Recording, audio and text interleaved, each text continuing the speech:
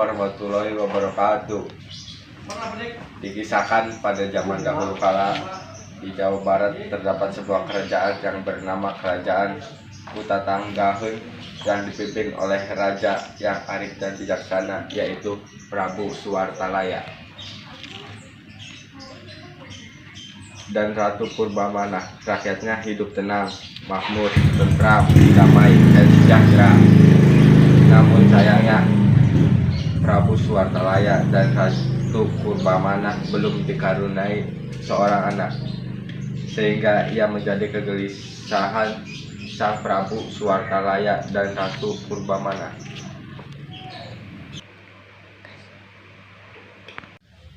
Sudahlah Dinda, jangan murung dan menangis terus.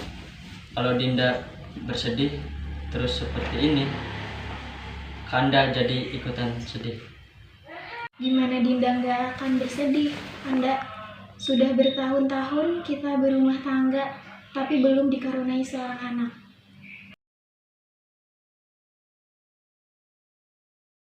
Baginda, supaya Ratu Purbamana tidak sedih terus, bagaimana kalau mengangkat seorang anak saja, Baginda? Barangkali bisa mengurangi kesedihan Ratu. Tidak, aku tidak mau mempunyai anak angkat. Iya, penasehat. Aku pun juga tidak setuju jika mengangkat seorang anak buat kami. Anak kandung adalah lebih baik daripada anak angkat. Sudahlah Dinda, jangan menangis terus. Kanda akan berusaha lagi. Kanda akan pergi ke hutan untuk bertapa agar kita cepat dikaruniai seorang anak. Baiklah kalau begitu, jika memang Kanda harus pergi ke hutan untuk bertapa, baiklah Kanda. Dinda juga turut berdoa, hati-hati Kanda. Pergilah Prabu pergi ke hutan untuk bertapa.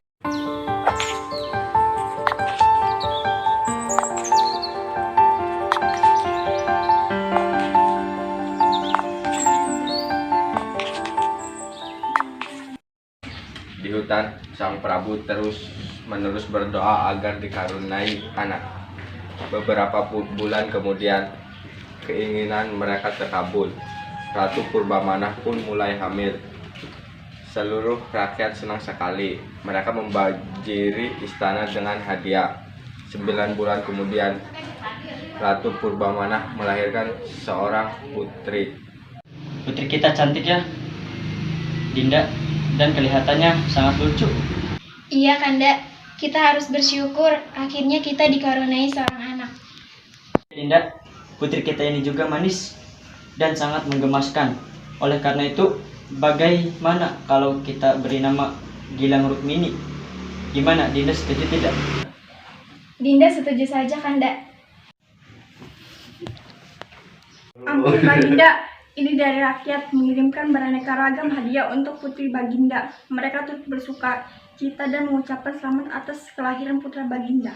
Terima kasih, Bibi. Tak hanya keluarga istana yang berbahagia, rakyat turut berbahagia mendengar kabar tersebut.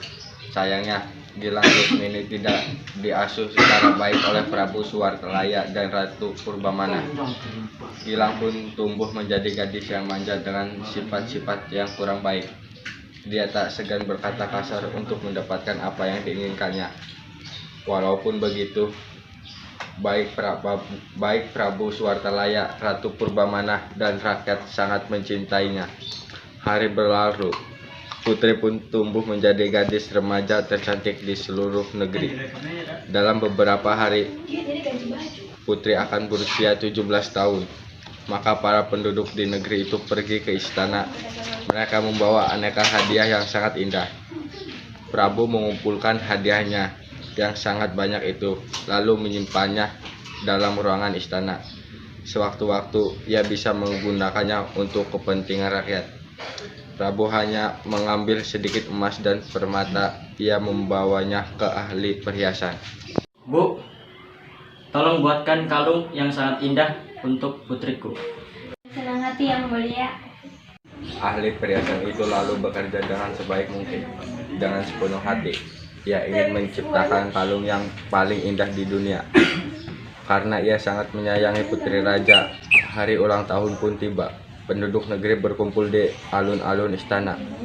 Ketika Prabu dan Ratu Purbamenah datang, orang menyambutnya dengan gembira. Sambutan hangat makin terdengar ketika putri yang cantik jelita muncul di hadapan semua orang. Semua orang mengagumi kecantikannya.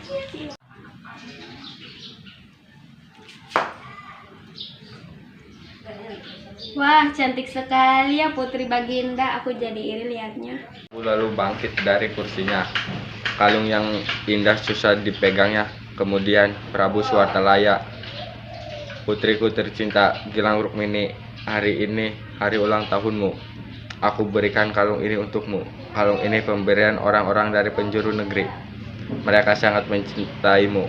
Mereka mempersembahkan hadiah ini karena mereka gembira melihatmu tumbuh jadi dewasa. Pakailah kalung ini, nak. Putri menerima kalung itu.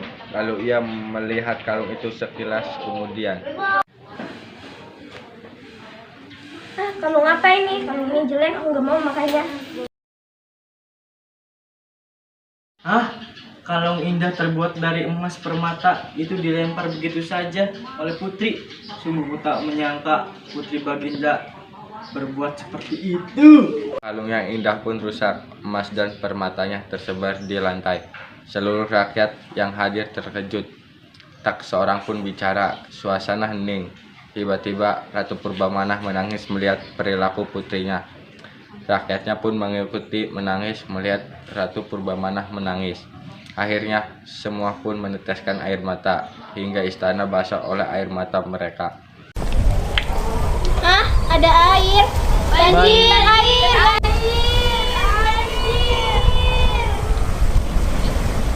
Setelah kejadian tersebut, rakyat berteriak-teriak kebingungan, panik, ketakutan, dan tiba-tiba istana pun dipenuhi air bagai danau. Lalu danau itu makin besar dan menenggelamkan istana. Kemudian terciptalah sebuah danau yang sangat indah.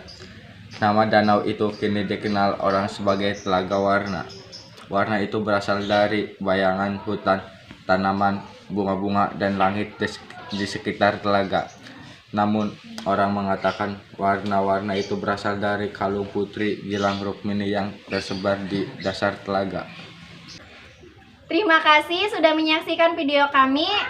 Wassalamualaikum warahmatullahi wabarakatuh.